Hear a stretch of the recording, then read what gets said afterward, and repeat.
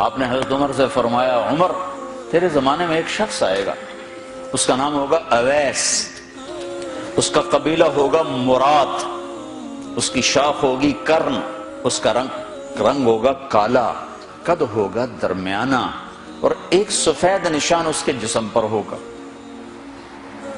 جب وہ آئے تو تم اس سے دعا کرانا، علی تو بھی کرانا، عمر تو بھی کرانا، اور میں قسم کھا کے کہتا ہوں کہ اویس جیسوں سے دنیا بھر جائے تو عمر و علی کے ایک بدن کے بال کے برابر نہیں، لیکن اس کے ذریعے سے ایک پیغام آگے پہنچانا تھا۔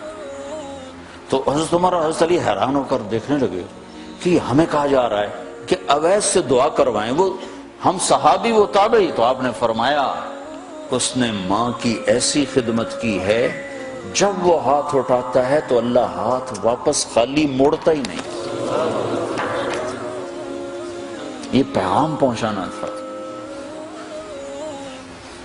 کہ ماں باپ کے آگے جھکو۔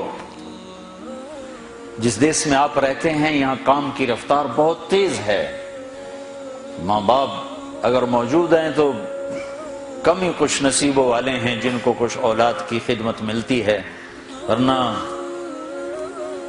دیواروں کے ساتھ ہی زندگی گزر رہی ہوتی ہے۔ تو عمر رضی اللہ عنہ جب خلیفہ بنے تو ہر سال حج کرتے تھے، ہر سال ان کو ڈھونڈواتے۔ اب مجھے یہ نہیں پتا درمیان کے کوئی سال ہوں گے کہ ایک سال آپ نے حج پر سارے حاجی اکٹھے کر لیے، ایسے اپنے سامنے کا کھڑے ہو جاؤ بھائی، سب کھڑے کر لیے، کہنے لگے بیٹھ جاؤ سارے یمن والے کھڑے رہو، تو سارے بیٹھ گئے، یمنی کھڑے رہے، کہ سارے یمن والے بیٹھ جاؤ، قبیلہ مراد والے کھڑے رہو، تو سارے یمنی بیٹھ گئے، مراد والے کھڑے رہے۔ اس سال میں یمن گیا جماعت میں تو اویس کرنی کے گاؤں گیا، ان کی جگہ پیدا ہوئے، جو ان کا قبیلے کے لوگوں سے ملا، اس علاقے سے گزرا، دیکھا کہ اچھا یہاں وہ ہستی پیدا ہوئی تھی۔ خشک پہاڑ ہیں، بالکل خشک پہاڑ۔ پھر آپ نے کہا مراد والے بیٹھ جاؤ، قرن والے کھڑے رہو، تو صرف ایک آدمی باقی بچا۔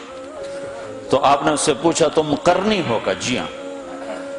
اویس کو جانتے ہو؟ کہ جانتا ہوں، میرا سگا بھتیجا ہے، میرے بھائی کا بیٹا، لیکن وہ تو تھوڑا پاگل سا ہے، آپ اس کا کیوں پوچھ رہے ہیں؟ تو عمر رضی اللہ تعالیٰ نے رونے لگے، کہا وہ نہیں، تو پاگل نظر آتا ہے۔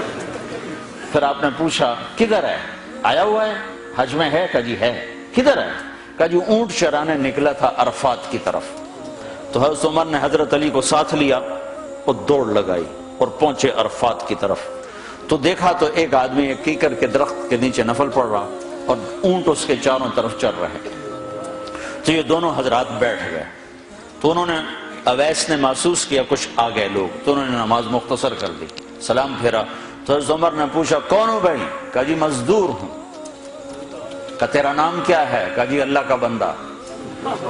کہا بھائی ہم سارے کے بندے ہیں، میں پوچھ رہا ہوں جو نام تیری ماں نے تیرا رکھا وہ کیا ہے؟ تو وہ تو پہچانتا نہیں تھا کہ عمر کون ہے، علی کون ہے، وہ تو پہلی دفعہ حج پہ آیا تھا۔ وہ کہنے لگا تم کون ہو میرا انٹرویو کرنے والے؟ انٹرویو تو میں اپنی طرف سے کہہ رہا ہوں۔ میں کہا تم کون ہو میرا پوچھنے والے؟ تو حضرت علی بولے یہ امیر المومنین ہیں عمر بن خطاب، اور میں ہوں علی بن ابی طالب۔ پھر وہ ایسے ایک دم گھبرائے، دونوں کو سلام کیا، میں معذرت چاہتا ہوں میں نے پہچانا نہیں۔ تو عمر رضی اللہ عنہ نے فرمایا ہاتھ اٹھا، ہاتھ اٹھا۔ برمنگھم والوں کو پیغام پہنچے کہ ماں کی خدمت کیسے کی جاتی، کہ عمر جیسا ہاتھ اٹھوا رہا ہے، علی جیسا، علی جیسا۔ تو وہ کہنے لگے میں آپ کے لیے کیسے ہاتھ اٹھاؤں، میری اوقات ہے کہ میں آپ کے لیے دعا کروں؟ کہاں، ہمیں ہمارے نبی کا حکم تھا کہ اویس آئے تو اس سے دعا کروانی ہے، کہ جب وہ ہاتھ اٹھاتا ہے تو وہ ہاتھ خالی نہیں آتے۔ کس وجہ سے؟ تہجد، جہاد، تبلیغ، ذکر، تلاوت، تسبیح، حج، عمرے، نمازیں، روزے، ذکر، تلاوت۔ کس وجہ سے؟ نہیں، ان میں سے ایک وجہ بھی نہیں، ماں کی خدمت کی وجہ سے۔ پھر ایک اور جگہ آپ نے فرمایا کہ لوگ جب جنت میں چلیں گے تو اویس بھی چلے گا، جب جنت کے دروازے پر پہنچے گے تو اللہ تعالیٰ فرمائیں گے اویس کو روک لو باقی کو جانے دو۔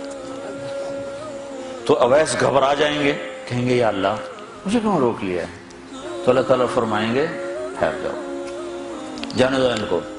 ہاں بھائی اب یہ سامنے جہنم کے لوگ کھڑے ہوئے ہیں، تو شفاعت کر، تیری تو فعل لاکھوں انسانوں کو جنت میں ڈالو، تجھے اس لیے روکا ہے کہ تو شفاعت کر، جدھر تیری انگلی اٹھتی جائے گی ان کے لیے جنت لکھتی چلی جائے گی، ان کے لیے جنت لکھتا چلا جاؤں گا، جدھر جدھر تو انگلی اٹھائے گا۔ صرف پونڈ ہی سب کچھ نہیں، مائیں بھی بہت کچھ ہے، صرف پونڈ ہی سب کچھ نہیں ہے، باپ بہت کچھ ہے۔